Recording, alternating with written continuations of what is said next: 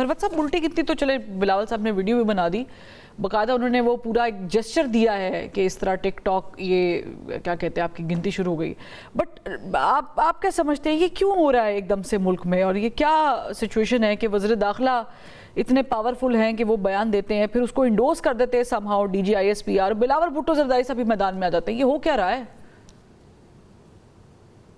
बहुत शुक्रिया परवा मधु करने का। बिलावल भुट्टो जरदारी साहब के इस बयान से कबल एक और बयान आया था जिसकी बाद में उन्होंने वजाहत भी दी।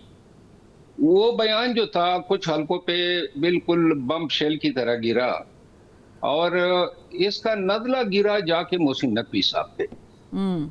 और चूंकि मोहसिन नकवी साहब पीपल पार्टी और बिलखसूस आसिफ अली जरदारी साहब की साथ बड़ी कुर्बत और ताल्लुक रखते हैं, तो ये बेसिकली उनका डोमेन था कि पीपल पार्टी ऐसा कोई बयान न दे जिस तरह का बयान बिलावल साहब ने दे दिया। अच्छा। और इस बयान के आने के बाद तनाज़ा तो गिलगित के इलेक्शन से शुरू हुआ था, गिलगित बल्तिस्तान के इलेक्शन।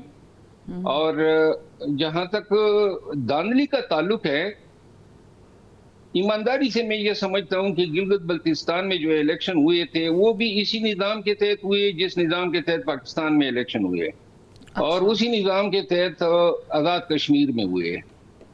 गिलगित बल्तिस्तान के इलेक्शन जो थे, मैंने इस पे इंटरव्यू में भी कहा है कि शायद 2-3 सीटें पीपल पार्टी की हत्याई गई, वहां पर हत्याई गई और हत्याई गई। और जहां तक कश्मीर के इलेक्शन का ताल्लुक है, तो जो अमला वहां पे गया था वापस आया, पंजाब से बहुत सारा अमला गया था इलेक्शन ड्यूटी के लिए। तो उन्होंने जो है, और फिर जो हमारे दोस्त अहबाब हैं, वो सब ये कहते हैं कि कश्मीर के इलेक्शन में जो है वो बड़ी वसी पैमाने पे धांधली हुई है। और यूं ये जो नताइज आए हैं, ये मेरा ख्याल है कि पीपल पार्टी जो है वो गिला शिकवा तो कर सकती है, लेकिन अगर बिलावल साहब ये कहते हैं कि उल्टी गिनती शुरू हो गई है, तो मेरा ख्याल है कि उल्टी गिनती की धमकी जो है वो PMLN को इसलिए नहीं दे सकते हैं क्योंकि PMLN के साथ शराकत इक़्तिदार का गारंटर, स्पॉन्सर और कोऑर्डिनेटर जो है वो तो एस्टेब्लिशमेंट है। उन्होंने बिठाया है, उनके तमाम गिले माने उनसे जरूर हो सकते हैं। PMLN जो है वो अपनी सियासी बका की जंग लड़ रही है, सियासत में अब सीटें हथियाना, छीनना और ये मैंडेट उड़ाना, ये अब बेसिकली एक नाम बनता जा रहा है। तो लिहाजा मैं ये समझता हूँ कि फिलवक्त तो इनकी नाराजगियां हो गई है, लेकिन किश्ती एक है और सफर भी एक है, एक दूसरे के साथ ये अलहदा नहीं हो सकते हैं बीच मंझदार में, बिलखसूस अभी। और ये न PMLN जो है ये रास्ते में अधूरा सफर छोड़ सकती है, न पाकिस्तान पीपल पार्टी नहीं। लेकिन मरवत साहब में ये भी लेकिन प्रॉब्लम ये वाली सोच तो इमरान खान साहब के दौर में भी थी कि बीच मंझदार हुकूमत नहीं जा सकती, लेकिन चली गई, हुआ, हमने देखा।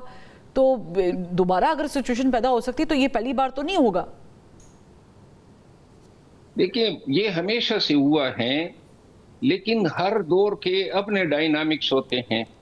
इमरान खान के दौर में मेरा ख्याल है कि अगर बनज़र अमीक देखा जाए तो सिर्फ बाजवा साहब की वजह से पूरा निज़ाम तलपट हो गया। वो अपने एक्सटेंशन के चक्कर में वो कर बैठे जो आज पूरी कौम जो है उसको एंड्योर कर रही है। मैं ये समझता हूँ कि मोहसिन नकवी साहब का जो बयान आया था, वो जिस पैराए में उसको बात करनी चाहिए थी वो पैराया शायद गलत था, वो अंदाज, क्योंकि निजाम को बुरा भला कहना या निजाम बैठ गया है तो ये तो बिल्कुल अपने आप को दोषी ठहराने वाली बात है, क्योंकि ये जो निजाम है अच्छा या बुरा है, लेकिन ये तो 3-4 सालों से एक नया निजाम लागू हो चुका है जिसके आर्किटेक्ट भी यही लोग हैं। तो लिहाजा अगर आप अपने नए आने वाले निजाम के लिए जवाब ये ढूंढ रहे हैं कि मौजूदा निजाम जो है वो बर्बाद हो चुका है। तो मेरा ख्याल है इस दलील की जरूरत नहीं थी। आप के पास वैलिड आर्गुमेंट है और वो ये है कि पाकिस्तान को नए सूबों की जरूरत है। ठीक है। और अगर 1 दर्जन लगभग नए सूबे बनते हैं तो इनके फवाइद बताने चाहिए, क्योंकि कोई एक नुकसान मुझे जाती तौर पे नजर नहीं आ रहा है कि सूबे बनाने से कोई नुकसान हो सकता है। ठीक है, नहीं ये बात तो मैं आपकी तायीद करती हूँ उस बात की, क्योंकि पूरी दुनिया में ये सिस्टम होता है, लागू है। भारत में देख लें आप, अमेरिका एक बहुत बड़ा मुल्क है, 50 स्टेट्स हैं, 50 मुख्तलिफ मुल्क है, लेकिन 54 उसके बावजूद उनका अपना एक निज़ाम है और वो सूबे बनाने की भी कोई कबाहत नहीं है। लेकिन क्या सिर्फ सूबों की आड़ में ही ये सब कुछ हुआ है या चीज़ें कुछ और है?